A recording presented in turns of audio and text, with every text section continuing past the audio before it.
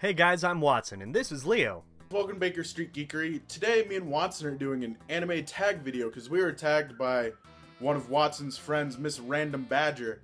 So, let's get into some of the questions. Question number 1. What's your favorite and least favorite genres of anime? Well, if you look behind me, you'll see that this is all One Piece, and this up here, that's Hunter x Hunter.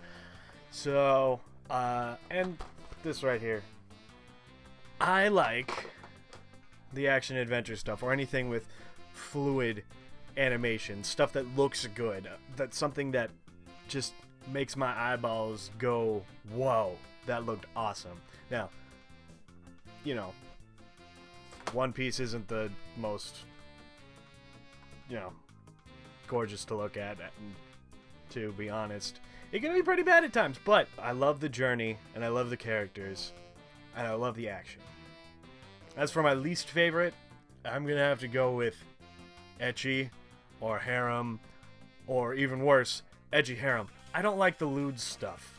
This is like girls just sitting on guys with outlined vagina panty shots. It's not. Why? Come on, Japan. To be completely honest, I don't really have a favorite anime genre. I watch kind of all of them. I've watched fantasy, mecha, sports, just the variety, and most of the time I enjoy all of them. I mean, I don't necessarily enjoy like yaoi and things like that, but definitely my least favorite anime genre is probably slice of life. It's the one I watch the least amount.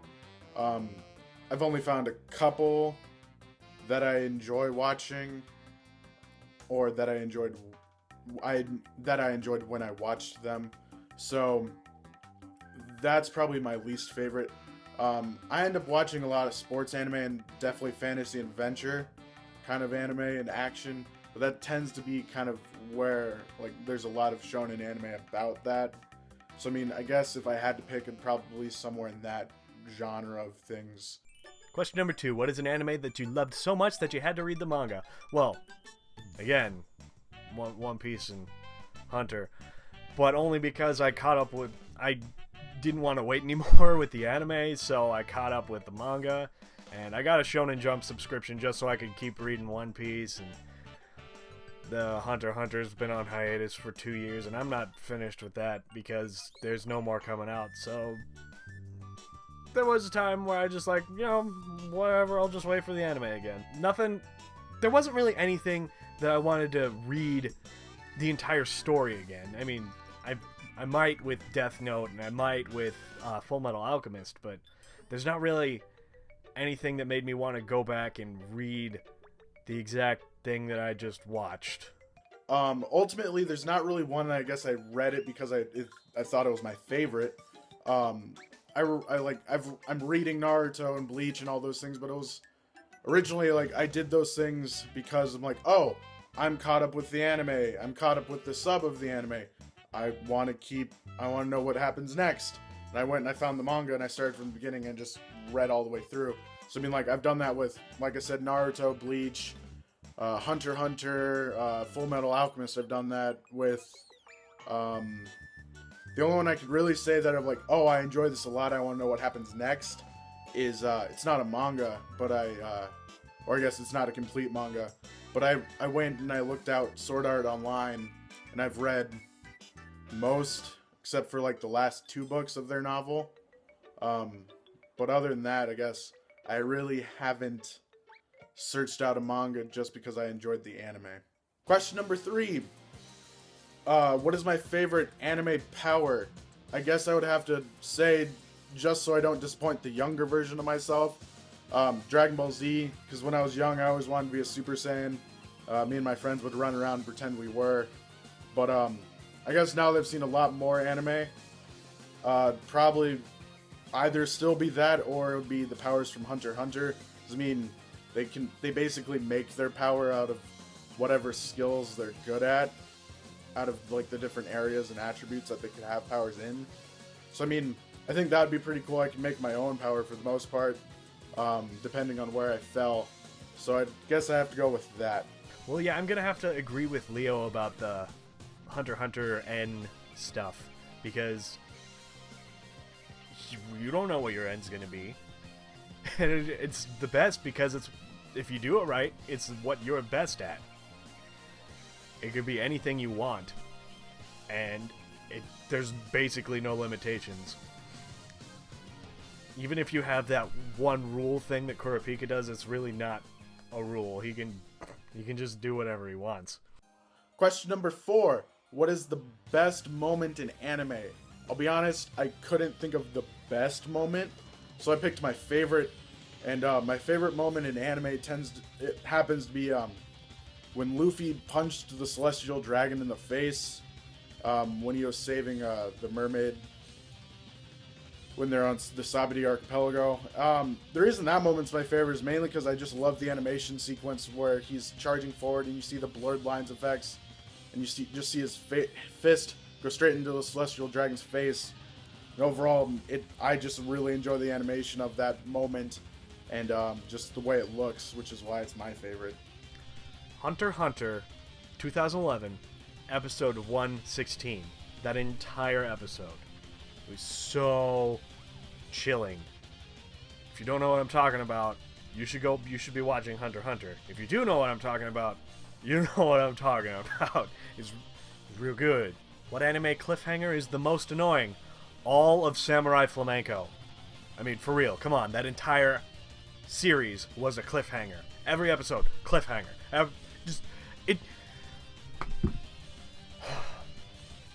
It was annoying because they didn't know how to end an episode not in a cliffhanger.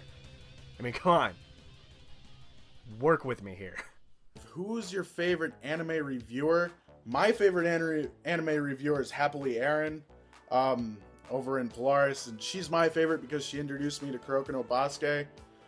If I remember right, I had seen a couple episodes and I found her reviewing an episode, I think, and she kind of got me hooked.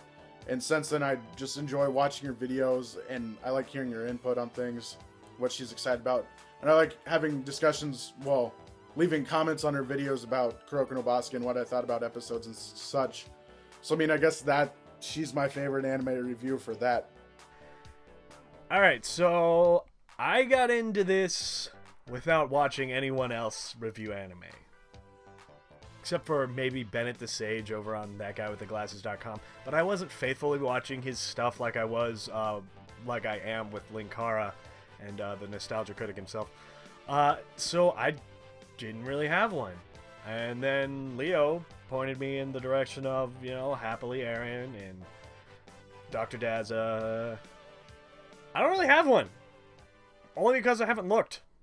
Does Avatar The Last Airbender belong on an anime shelf? Whether you agree with me or not, I have to say no, just because I don't see it as an anime. I see it as an American attempt to make an anime. And yes, it's in the anime style and has a lot of the same tropes, but I just don't see it as an actual anime. And that's my opinion, and I'm sticking with it.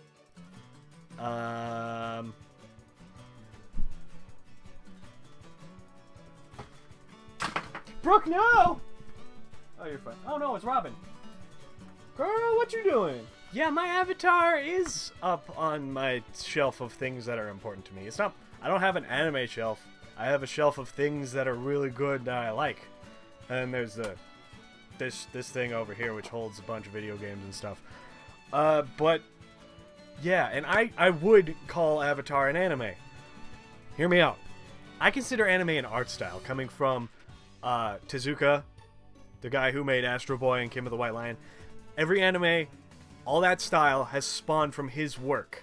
I don't see why you have to be Japanese to take inspiration from Tezuka. Doesn't make sense to me. Also, if you start labeling things anime just because they come from Japan, that gets into stuff where you only like stuff that comes out of Japan. And that's really limiting. I don't like that. You gotta be able to like multiple things. Look, I got my Young Justice. I'm a huge fan of DC. There's no reason to call cartoons from Japan something different. Unless you're talking about the art style, which is really different. There's good cartoons that come from America. There's good cartoons that come from Japan. And honestly, this was animated by Koreans. I don't care who funded it because there's an American guy who funds Japanese anime too. So, get over yourselves. It belongs where good stuff goes. And good stuff goes back there. Number 8. What anime doesn't get the most love? No, there was a little anime that came out last summer. You know, while Attack on Titan was still airing. And when a little show by the guy who wrote Madoka Magica came out called, Gargantua on the Verdurous Planet. This little anime is by a little company called PA Works.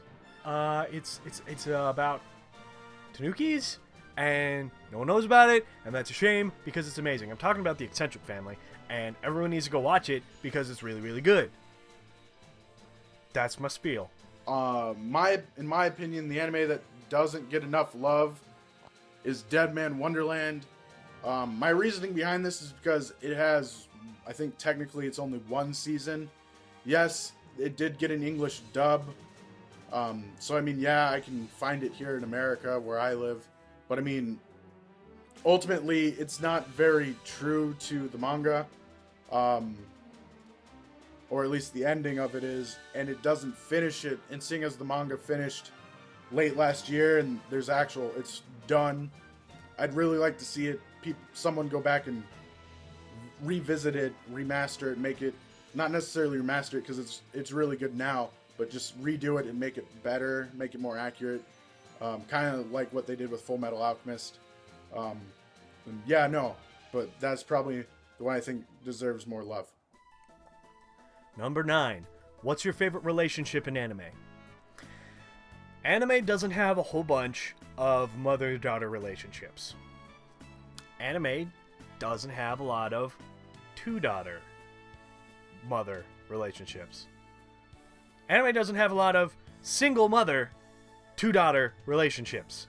And if you think I'm talking about Kill la Kill, I'm going to stab you. Ragyo can go die in a hole. She should have died 20 times harder than she did. I'm talking about Belmare from One Piece. If you don't know what I'm talking about, that means you haven't started One Piece or you gave up on it before it got good. This happens around 40s in the episode. It's like volume 9 in the manga. It's pretty close to the beginning. So, if you haven't seen this, that's entirely on you, and shame on you. But if you know what I'm talking about,